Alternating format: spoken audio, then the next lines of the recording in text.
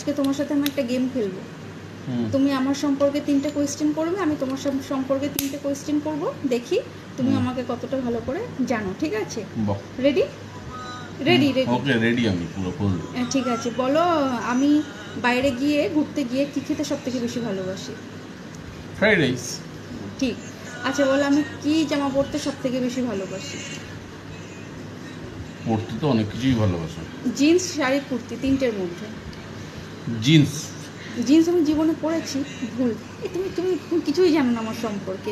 আচ্ছা ভালোবাসো। আমি কোথায় যেতে বেশি ভালোবাসি? পাহাড়। ঠিক।